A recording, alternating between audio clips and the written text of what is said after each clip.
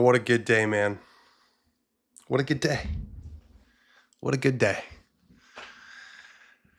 I'm wearing the jersey because it's a great day to be a soccer fan in the United States. It's also a great day to be a golf fan in the United States because it was the second round of the United States Open. Still not done yet, but everyone on the first page of the leaderboard is done. Now you can see the title of this video. It is Shinnecock Playing Too Easy? Now, I'll give you a little peek behind the curtain. We decide what these titles are like an hour before we stream. So, you're sort of locked in to some extent. I will say, I'm watching right now. In the last hour, I'm starting to see what I want to see. I'm starting to see what I want to see. I'm starting to see Shinnecock be Shinnecock. I'm starting to see putts trickle out and keep trickling and keep trickling. Alex Fitzpatrick just had a putt there that he missed on the low side. That was just...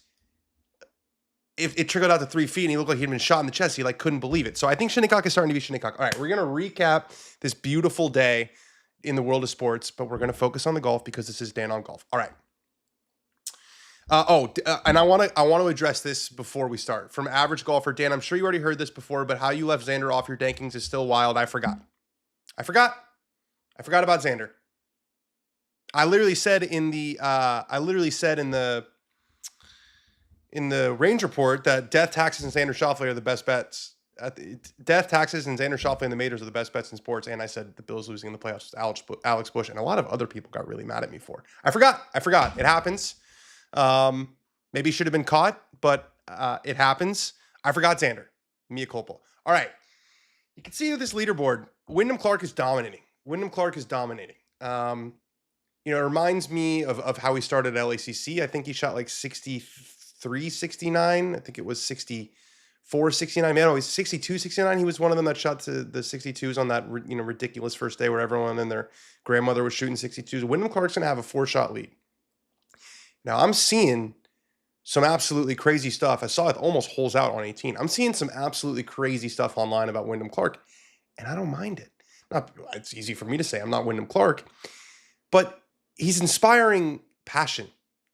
He is a little bit of a villain. He's a little bit of a heel. And we had him on the show a couple weeks ago. I said, what's it been like being a target this last year? He said, at least I'm a target. He's a little bit of a fuckboy. I'm just going to say it. He's a little bit of a fuckboy. And I don't think necessarily that is the worst thing in the world. We need some villains. That's like the role that Patrick Reed played for a long time. I don't think Patrick really plays it as much anymore. I think Leave and Live and going back to the PGA Tour has sort of rehabilitated his image in a way. But Wyndham's playing the best. He's playing the absolute best so far. So Wyndham had to come back yesterday to finish up his round, and he finished up very solidly. He parred in for 64, and he parred, I think it was 7, 8, 9 that he had to finish on for 64. He comes back today, and he shoots 69. So he has a 4-shot lead, and there is a lot of talk, at least on the internet, about is this course playing too easy? And the answer is, if this was a 2-round tournament, yes. I think the stat going into the week was like 694 players have played in the U.S. Open in Shinnecock. 3 have finished under par. There are only 9 guys under par. Now, if you took away Wyndham Clark, which you can't do because he's earned that position on the leaderboard, but if you took away Wyndham Clark, you'd have a lead of Schauffele, Fitz, Tom Kim, and Sam Stevens at 3 under, and the course is absolutely firming up. I mean, you can see in this last hour, there's been a massive advantage for the guys who played late yesterday and early this morning. And I was watching the soccer game. We'll get to the DJ blow up. We'll get to all the live guys blow up. We're going to go through the leaderboard as we normally do. We'll get to all that. I do want to get your questions though. So please be, telling us where you're watching from and asking the questions. I'll get to what I can in the chat. Hopefully all of it.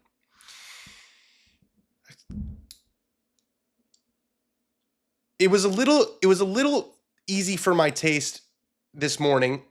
I think they went really conservative because they were spooked. They were spooked by the last 2 U.S. Opens at Shinnecock. And I don't know if they're spooked by the players, they're spooked by the members at Shinnecock, whatever it might be. The forecast, which we've talked about, the whole weather ecosystem is just a big lie. They were spooked. So they went as conservative as they could go with the setup. They have the fairways wider, significantly wider than they were in 2018 or 2004. They have the greens softer, or they did at least for the first, day and a half than they were in 2018 or 2004. And the greens are slower than they were in 2018 or 2004. What I'm expecting tomorrow is a brutal day of golf. I think tomorrow is going to be brutal. I've seen in this last hour, the bumps are starting to show on the greens. They're getting firm. They're getting crispy. This is what we all want. Now, golf tournaments are a marathon. They last 4 days. Perhaps you're familiar. This is the Dan on Golf Show. I still think that the winning score of this tournament is going to end up being around 4 under. Now, it does largely come down to Wyndham Clark, and Wyndham is a streaky player, and Wyndham has a hot hand right now. I think he finished 11th last week, but he was in the final group. The week before that, he missed out of the playoff at Memorial by a shot, and before that, he shot 60 to win on the PGA Tour. So, he's finally figured out his golf swing. We talked about how his golf swing got so far off because he never watched it on video. He's been watching it on video now. Crazy to me that these guys cannot watch their swing on video. Like, it's kind of your thing is your golf swing. So it depends a lot on Wyndham, but I am expecting scores to go a lot higher tomorrow. Now, the key there is that they don't water the golf course. We've had enough hydration breaks with the World Cup. We don't need more hydration breaks in the United States Open. And I think when you're the USGA and you have to deal with player blowback and you only host this tournament once a year, you're probably a little bit, you don't want to deal with a lot of guys complaining. My sense, and you guys can tell me if I'm wrong here, my sense is that if there's 1 week that we want to see these guys struggle and pull their hair out and be completely flummoxed by the golf course, it is the United States Open. And it's the United States Open at Shinnecock. We haven't seen that yet. I want to go through this leaderboard. I mean, there were a ton of good rounds today. Ton of good rounds. Xander Schauffele shot 66. Colin Morikawa shot 65. Salah Theegala shot 67. I mean, going down the list, Aaron Rai shot 67. Shooting in the 60s in Shinnecock should carry more weight than it has. Joaquin Niemann shot 65. We're going to talk about him in a second. But Wyndham's been the story so far. I would say Wyndham and the golf course playing a little bit easier than we expected it to. I mean, a cut of +4. Let's actually look like cuts in U.S. Opens by year. I would imagine +4. Okay, so last year at Shinnecock it was +7. The year before at Pinehurst it was +5. The year before that at LACC it was +2, but that doesn't really count. +3 at the Country Club, +4 at Torrey Pines, +6 at Wingfoot. The last time it was at Shinnecock, it was +8. So a 4-shot less cut than it was a couple years ago. So it's not just that the 7 under is way lower than we expected. It's that the cut line of being 4 over is way higher, or is way lower than we expected. Now, the title of this video is Shinnecock playing too easy? Well, the answer is not for the live guys. Not for the live guys. We're going to get to that in a second. But first, let's hear from Wyndham Clark because, look, I don't want to say he's overcome adversity or, this was all self-inflicted. Like him doing what he did at Oakmont, not great. And that wasn't the only thing that he did. But maybe I'm just a softie. I like to have empathy for people. And, Wyndham Clark is going to be around for a really long time. And I think if we just hold that one thing against him forever, you can feel that way. I don't personally feel that way. But let's hear from Wyndham Clark. Yeah, I mean, I've gotten a lot of grief since last year, rightfully so. The thing that's unfortunate is that's not who I am, what happened last year. And I'm hoping I could win back the fans that I had or some new fans because it was a terrible incident. And, I really feel like I can show people that I'm fun and outgoing. I'm fierce, competitive, love the game, respect the game. And I just had a bad moment. So hopefully I can win those people back. And, I definitely feel like I'm in a better place. And, hopefully a great weekend and a great rest of the year. Maybe I'll gain all those fans back. Now, Jake Webb says he's trying to get people to feel bad for. What could he have possibly said in that clip for you to not feel that way? Like what could he have said where he's owned it. He said I was an idiot. All right, I don't want to spend too much time on the Wyndham stuff, but it is going to continue to follow him for the rest of this week because that's all the discussion that's going on the internet. All right, Matt Fitzpatrick, I'm going to make a bold declaration right now. Actually, first I'm going to answer some of your chat questions. What did you think of the DJ blow up? We'll get there in a second. No Scotland, no party. They pushed in the end, but no goals after that first minute. Do you think it's likely the lead is 2 or less going into Sunday? It all depends on Wyndham, but yeah, I think Wyndham's going to shoot an over par score tomorrow. I do. Billy Mouse, the SoCal legend, with an impressive showing so far. That's absolutely correct. Yeah, this course is too easy, says Joseph Boza. The greens are just a little bit soft. I would agree with that, but I think they're going to firm up, and I'm seeing them firm up. So remember, a golf tournament, all it takes is one chaotic day tomorrow, and no one remembers the soft greens. Okay. I think Matt Fitzpatrick's going to win this golf tournament. I think Matt Fitzpatrick's going to win this golf tournament because I think it's going to get really, really crispy the next couple of days. And I think Matt Fitzpatrick has the perfect attitude for it. Matt is one of these guys, and I used to spend a lot of time with Matt. Matt would always check his weather forecast. And you know, when you check your weather forecast and you're hoping for it to be good weather when you play golf, Matt's hoping that it's horrible. And what a mental advantage that is to be actively rooting for bad weather. Matt said in his pre-tournament press conference that, I don't think they lost the golf course. I think they were all being a little bit dramatic. He wants it to get really crispy. He's only 4 shots back. He's playing incredible golf this year. He leads the FedEx Cup. Does Matt Fitzpatrick. He's got 3 wins. He's got 2 solo seconds, including last week, including at the Players' Championship. I think Fitz and Schauffele, obviously, of those guys at T2. We have Wyndham at 7 under, and then 4 guys tied for second: Matt Fitzpatrick, Xander Schauffele, Sam Stevens, and Tom Kim. I'm looking very much at the Fitzpatrick and the Schauffele. I would still, if you were to offer me, in order, I'd probably go. I still think Fitz is going to win. I know it's a 4-shot deficit that he has right now. I still think Fitz is going to win. And then Wyndham would be second and Xander would be third. So Fitz had another really, really solid round. It looked like he kind of topped a ball or something early in the day, but he managed to get it in the house at even. You're not going to shoot in the 60s every day at Shinnecock. If you do, you're going to win the tournament by a lot. So to get it in the house, to finish like Fitz did, I think, did he finish with a birdie? Let's see what Fitz finished with. He teed off. What did he tee off? He was off the front today. Yeah, he finished with 2 birdies in his last 3 holes. So to get it in the house with 2 birdies in your last 3 is some big time stuff. Now, Xander Schauffele, I put my hand up. I forgot him in the Dankings. It happens. It was my Wyndham Clark Oakmont blocker moment. Okay, it happens. Hopefully, you guys can forgive me.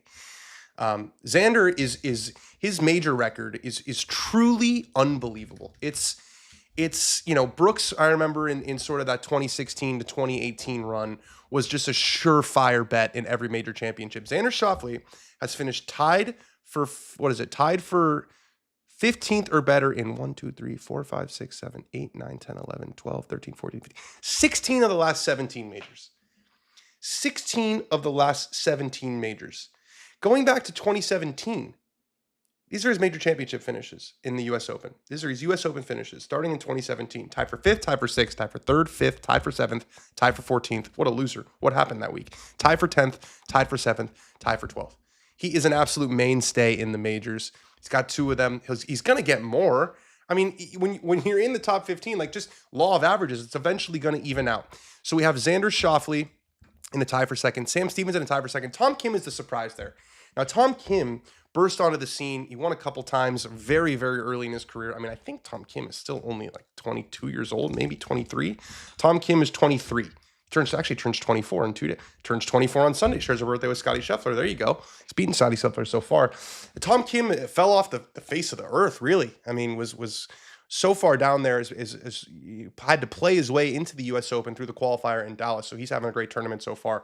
Now, Colin Morikawa's had a very strange season. He was playing awesome in the beginning of the year. Really, really awesome in the beginning of the year. Then he tweaks his back with a practice swing in the first round of the Players' Championship and is like has missed a ton of time. And then he has a baby, has his first child. So it's been a weird one for Colin, but he certainly seems to be playing well. And Colin's also kind of a guy who can get it around when he's not feeling his best. I mean, he was still finishing in the top 10 when he was playing with the back injury throughout kind of the late spring. And then I go back to the 2022 U.S. Open when he all of a sudden decided that he was going to play a draw, and he almost won the tournament. Let's see if Colin commented. Yep. All right. Can you give a general update on your back, how you're feeling health-wise? Colin said, yeah, it's still a little uncomfortable. I'm hitting it a lot better. Last week was huge for me. I felt like I made progress after that. I mean, took a little bit of time off with the baby.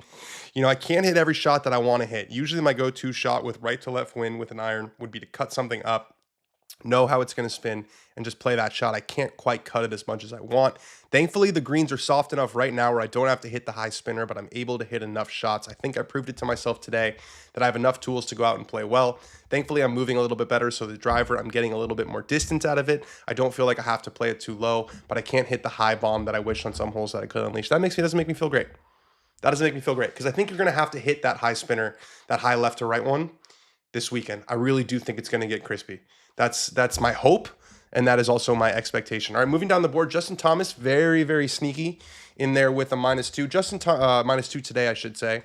-1 overall. Justin Thomas has not been great in major championships so far in the last couple years. I'm looking through JT's. He finished 4th at the PGA Championship, which was a great one. Before that, he had gone 7 straight majors without a top 30 finish. So a really good start to the week for Justin Thomas. He's in a great position. He is 6 shots back. Harry Higgs also 6 shots back. He was talking about how he feels like he's finally having confidence, which is very interesting. He was in Amarillo, Texas. Amarillo by morning. Shout out to my LA fellas. He was in Amarillo, Texas. He's been on Corn Ferry Tour this year because he lost his card. Play better. That's what happens. But he's at 1 under. Sam Burns also at 1 under. Saw at the Gala. Had a really good round, 67 in the afternoon. That was the much tougher wave. Was playing in the afternoon today. The low amateur and a lot of the amateurs have fared really well. Is Ryder Cowan. Now he was up there near the lead yesterday. He followed up a 68 yesterday with a very solid round of 72 today. So he's in a tie for 11th. Gary Woodland is also even par. So is Ryo Hitsatsune, Akshay Bhatia, Keith Mitchell, Rory McIlroy. Rory had it going a little bit. My man Alex Myers might have jumped the gun. When he shot that 2 under front 9 and got to 3 under for the tournament, you were thinking, okay, if there's one guy who you think is pretty likely to make a push toward the end and maybe get up there to 4 under, 5 under, maybe even 6 under, it would be Rory. Unfortunately, he had a sort of a Rory McIlroy back 9. He went bogey, bogey, bogey, birdie, birdie, and that killer double bogey at 15.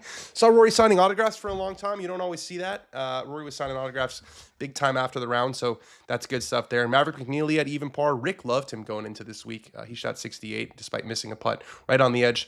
Now, Scotty Scheffler. So Scotty Scheffler is in 11th, right?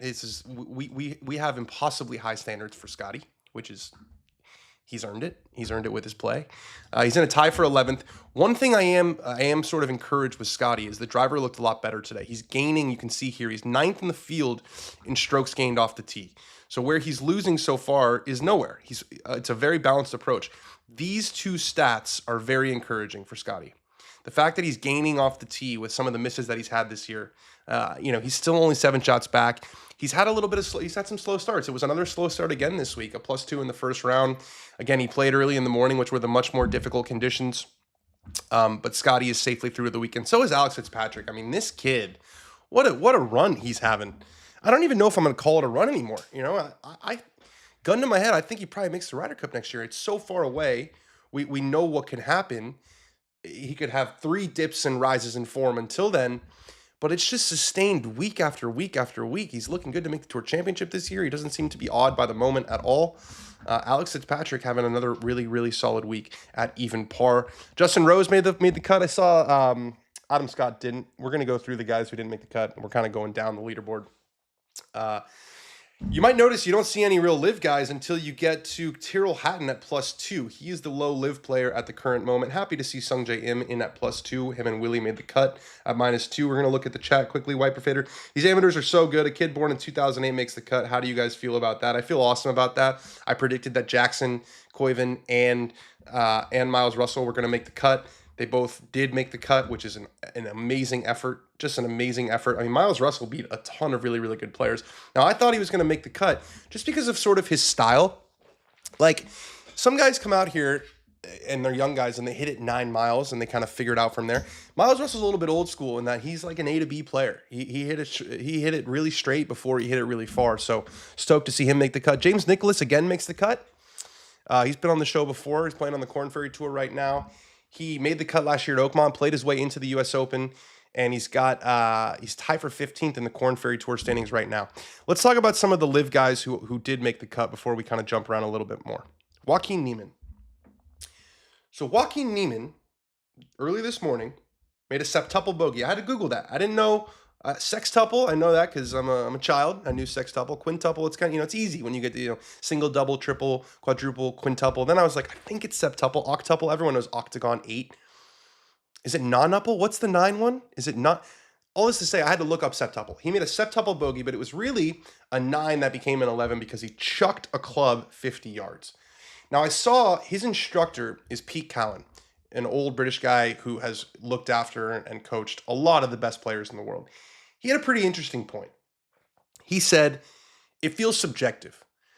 there are other guys in the field who threw a club and didn't get a 2-shot penalty for serious misconduct. Now, this is I believe, a new misconduct policy that they have for the major championships.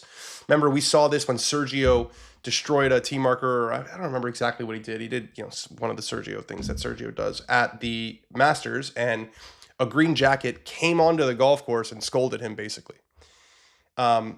This was a continuation of that misconduct policy. They're taking it a lot more seriously. So he gets a 2-shot penalty, and Pete Cowan basically says it comes down to whether you like the guy or you don't like the guy. Now, the big elephant in the room here is probably not the best metaphor, is that we don't have video of the incident. Now, Gabby Herzig, good friend of mine, she's been on the show multiple times. She went out there and found a volunteer who had seen what happened, Tristan Chang. So this is from Gabby Herzig. After hitting 2 balls OB, Niemann tried to get free relief from fire ants to no avail, from where his third drive ended up in the fescue. You're moving hot at that point. You've hit 2 out of bounds. You hit your third one into a terrible spot. You see some damn ants and you say, "Those are fire ants." "No, they're not, Joaquin." He got visibly angry. This is again back to Gabby, and kicked the white flag that another volunteer used to mark his ball. He continued to kick around the sand, proceeded to chuck his iron from the fescue area approximately 50 yards to the very edge of the golf course on the right. So 50 yards is a long way. I mean, if you try to throw a club, you can't get it much more than 50 yards. That's called aerodynamics. That thing it's moving like a helicopter. And helicopters, we know, when they start spinning, they go down. He almost did not walk back for the club until a police officer delivered it to him. So it sounds like it wasn't just you hit a bad shot and you chuck it. It sounds like it was multiple things in one. But then Joaquin Niemann did something very interesting. Joaquin Niemann shot 65 in the second round to make the cut. And you can say what you want about him. He has been a major disappointment. And I say that pun intended. Neil Shipley made the cut. Let's go. He's been a major disappointment in the majors. He's won 8 times on LIV in the last 4 years. 8 times on LIV. That's a lot of times. 3 more times than anybody else. He's got 1 major top 10 in 27 tries. This is his 28th try. That's impressive. You got to tip your cap. I mean, to be 7 over par on 1 hole and to be 3 under for the other 35 to make the cut 4 under over the other 35 to make the cut is a really, really, really impressive effort. I mean, that's I don't know if maybe that penalty kind of fired him up, but we actually have a clip from Joaquin Niemann, so let's take a look at that. I misbehaved from my part. I felt like got a little bit extra penalized with 2-shot penalty, but I think it is what it is, and I think I'm gonna learn from it, and it definitely kind of helped me a little bit to kind of have a better round today. So the question is, I'm seeing some people in the chat, and I saw this online. If Rory does that, is it a penalty? I think it is. Gabby wouldn't lie, and the volunteer wouldn't lie. If he just threw a club, I don't think he's getting the penalty. It's that he kind of asked for relief, didn't get it, was then kicking it around, kicking the sand, then chucking it, and then not going to go get it. It sounded like he completely lost his mind. So I understand that it does feel a little bit arbitrary as to who gets a penalty and who doesn't, but it sounds like it was not just a club throw. Jordan Spieth at 3 over. I have no energy left to discuss Jordan Spieth. I want something to change. Our boy Patrick Rogers gave us that full 1 through 18 breakdown of Shinnecock. He made the cut at +3. Neil Shipley made the cut, which is awesome, +4. Bud Cauley, last week's winner, made the cut at +4. Marek Fleming. What's good with Marek Fleming? Another amateur who made the cut. How many? Did 4 amateurs make the cut? Maybe 5 amateurs make the cut? Marek Fleming plays golf. Okay, plays golf at University of South Carolina. Who made the cut of the amateurs? We have Ryder Cowan. We have Miles Russell. We have Jackson Coyven in his last ever start as an amateur. 5 of them. Marek Fleming and Eric Lee of Oklahoma State, who played his way in through qualifying at the California State. He made the cut. Let's move into the guys who didn't make the cut. 2 huge names right off the top. Bryson DeChambeau and Victor Hovland. Let's talk about Bryson DeChambeau. Bryson DeChambeau has now missed the cut in the first 3 majors of the year, and he's missed the cut in 4 of the last 5 majors. That is catastrophic. That is catastrophic for a player of his stature in the game. He flamed out at the Masters on that 18th hole. He birdied the last 3 or 4 holes, I think it was, at Aronimink to save respectability, but he was nowhere close to making the cut. And like John Rahm, he actually got off to a pretty decent start. He was even par for the first round and then goes out in the morning in the easier conditions and shoots 5 over. He misses the cut. Now, Bryson has a lot on his mind right now. He's contemplating his future. He's also participating in a bunch of Zoom meetings trying to raise money. Apparently, I guess now that Liv is getting their money through loans, we'll talk about that probably more on Monday's show. But your appeal and your leverage, the YouTube stuff is very important. All his fans are very important.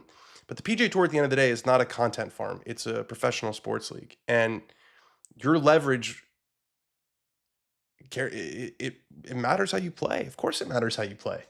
It matters how you play. And he's done well on Liv. He's won on Liv. You know, to miss the cut in 4 of the last 5 majors for any player is, you know, of that caliber, we would highlight and say, you know, what a disastrous run they're on.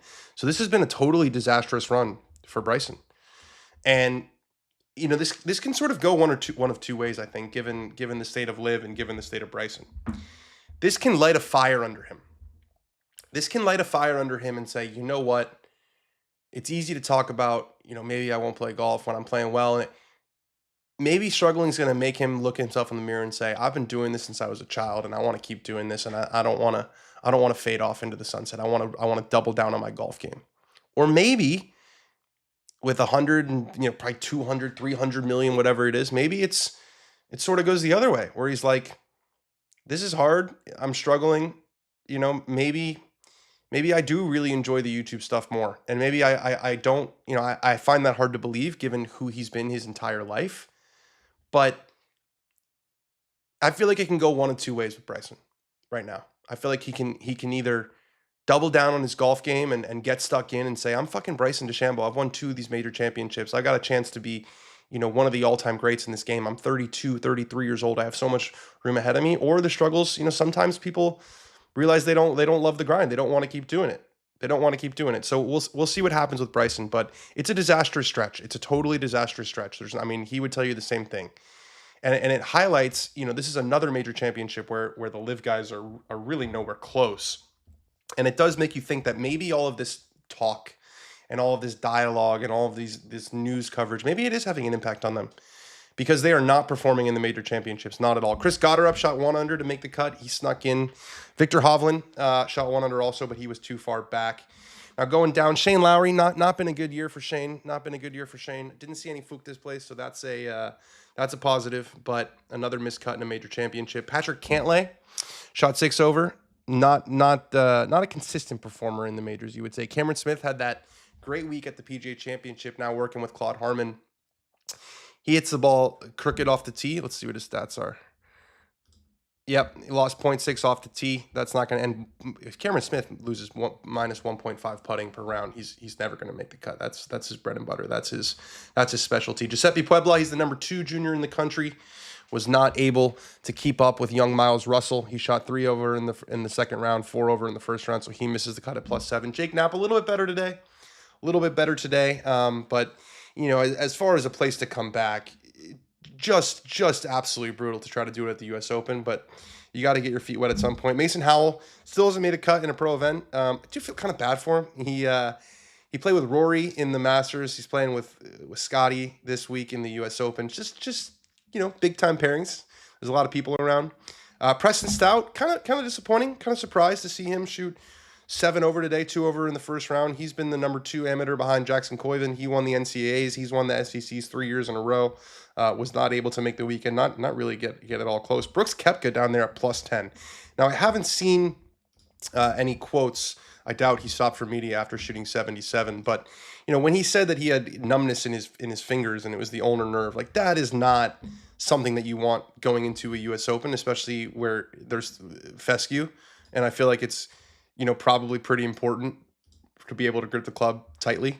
So, all right, let's go through some press conferences. Those are the only 2 clips we already played, but I'm gonna go through some from today and see what we can find. See if there's any interesting quotes from some of the guys. Let's see what Xander had to say. Do you enter U.S. Opens with a different mindset, or is it one of those things where you kind of embrace that grit you need for them? How does that work? Yeah, I probably embrace it is the right way to put it. Whatever he's doing, it's working. It's a brutal week, you know. Everyone watching at home wants to see guys shooting in the 80s and doing crazy things. That's right. That's right. He's got his finger on the pulse. I get it. You know, it's once a year. You get to see some carnage, and it's at a U.S. Open. Try to embrace it as much as you can on days like today and even last night. You know, take what the course can give you. But Shinnecock they've made it very fair, which is not a word you want to hear, the USGA, and it can be as crazy as they want it to be for sure. So let's get it pretty crazy. What do you guys say? How do you guys feel about it getting maybe a little crazy the next couple of days? I'm pretty down for it. All right, Rory and Scotty have both spoken to the media, so let's go through that. Rory, how do you see the course changing? That's boring. I feel like the setup is kind of the buzzword at major championships these days, but when you look at the leaderboard and the fact that some major champs shot 77, some shot 65, how would you grade the setup so far through 2 days? Remember, Rory kind of agreed with me, and he said that no one was able to separate. He didn't like the setup at Aronimink. Then he kind of softened it. I stood on business, as the kids say. Rory said, yeah, I think the setup has been good. I think it's more a reflection of the golf course rather than the setup. I would say that the storyline over the first 2 days hasn't really been the setup. It's been the golf course. Yes, they've had to set it up some ways quite benign because of at least the expected wind, but weathermen can just be wrong, as we know. That materialized for some part, but not all of the day. Then today was, I would say, a typical day here at Shinnecock where the wind was, 15 to 20, gusting 25 to 30. But I would say less players in the weekend, starting a little bit later. That's a good point. They're starting later. We saw the golf course get much tougher today, much crispier. This is going to be when everyone's playing tomorrow. I think you'll start to see the golf course dry out a little bit and ramp up, but I didn't really think there was any like borderline pins. I think they've done a good job so far over the first couple of days. Okay, Rory's not taking any issue with the setup. Let's hear from Scotty Scheffler. And when I say let's hear from Scotty Scheffler, let's hear from Dan Rapaport reading out Scotty Scheffler quotes. Moderator said, still in the top 10, right in the mix. What's the mindset coming back tomorrow? Yeah, see how the conditions are when we get out tomorrow. This golf course can change pretty quickly, so we'll see how the golf course presents itself tomorrow, especially early in the day. I'll do my best to watch a little bit of the golf and see how things are playing, but overall just come out tomorrow and continue to try to execute. Scotty, when you have one guy at 7 like Wyndham and then everyone else kind of bunched, are you approaching around differently, or does that not come into play on a Saturday yet? I mean, not really, no. I think the tournament is halfway done. Yesterday was a day in which you could have shot yourself out of the tournament. The conditions were really, really tough yesterday. Really, really tough. Sorry, I got to stop doing that. I unfortunately, when I see the words really, comma, really, and then tough, it's impossible for me to not do the Tiger impression. He said, I did a good job of hanging in there. I had a tough front 9 yesterday, but battled back nicely on the back 9, then had another solid day to kind of back that up, hopefully do more of the same the next couple of days. They asked him, what do you want to see conditions-wise? He said, doesn't matter to me. Scotty's kind of a nihilist, right? He doesn't really care. I just play. Like I said, the golf course can change pretty quickly, and so a lot of that depends on, do they want to water the greens? No. How fast they want to get them. Where is the wind direction coming from? Can they get them much quicker? There's a lot that goes into how they want to set up this golf course. There's definitely some challenges to that, I think, with the amount of pitch they have on the greens. That's true. But they did say early in the week that they wanted to use some more interesting pins, which is one of the reasons why they made them slower, because obviously if the greens are slower, you can put them closer to edges. He said, but overall, we'll see what they want to do. My job is to go out there and play it. My job is not to set it up. That's our job, is to talk about the setup. So it doesn't matter to me. That's exactly what you kind of expect to see from Scotty Scheffler. David Pooch, live guy, missed the cut, +9. Let's see, we're going down here. Brooks +10. That's disappointing. Brandon Holtz, who won the failed former Tour Pro Open, also known as the U.S. Mid-Am, shot 10 over.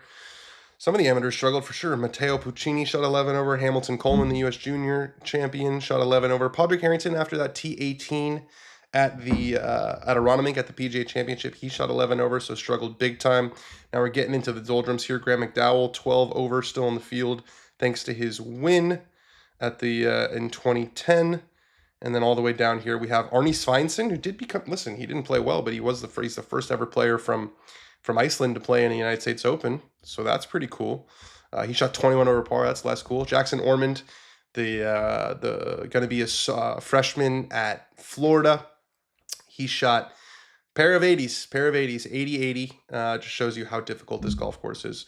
So that's what we got going so far. I'm going to look at the chat a little bit. Ben's in the chat? Ben says his gut says over 3.5. Dan, Bryson, career majors ±3.5. I'll take minus. Maybe he gets one more, but I don't know.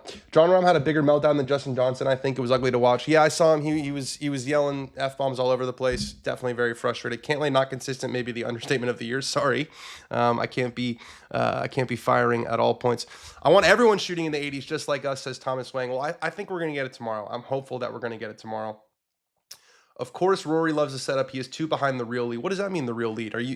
Wyndham Clark is not, and I don't want to say this because he ended up winning the tournament. It's not like an Aaron, where it's a guy who's never closed out a tournament, anything like this. Wyndham Clark, not only did he win the United States Open, even though it was kind of a fraudulent United States Open, he won it. He also won the Truist, which is a signature event on a major championship-like venue, and I think people forget this because Wyndham did have a swoon, both on the golf course and sort of in the eyes of the media. But Wyndham in 2024, when Scotty started to dominate in Florida, Wyndham was the guy who was challenging him. Wyndham was the guy who gave him a run at Bay Hill. Wyndham was the guy who gave him a run at the Players. So you got to take your sort of emotional hat when you're judging a player like Wyndham Clark. So I don't think that that's sort of the real lead. -3 wins this thing, says Echo Station. I'm going to say -4. I'm going to say Matty Fitz wins at -4. That is my prediction. I heard at least 4 times on NBC that -3 is the real lead. Well, you don't have to believe everything that you hear on NBC. What a great couple days. What a great couple days. The field is chopped in half. The cut has been made. Congratulations to all those who survived. Again, not a great week for the live guys. I'm looking at the leaderboard right now. There's an amateur up there, but other than the amateur and Nicholas Norgard, who did have a PGA Tour card last year. I mean, all of these guys are PGA Tour players. Oh, and Ben Coles. Ben Coles made the cut, tied for 22nd. That we cashed our bet there with Rick Gaiman. He had Ben Coles to make the cut, won on the Korn Ferry Tour, and then drove his ass to Maryland, got on the field. Captain Keegan starting to play a little better. I'm a little disappointed in Ludwig. Yeah, Ludwig didn't make a single birdie all day today.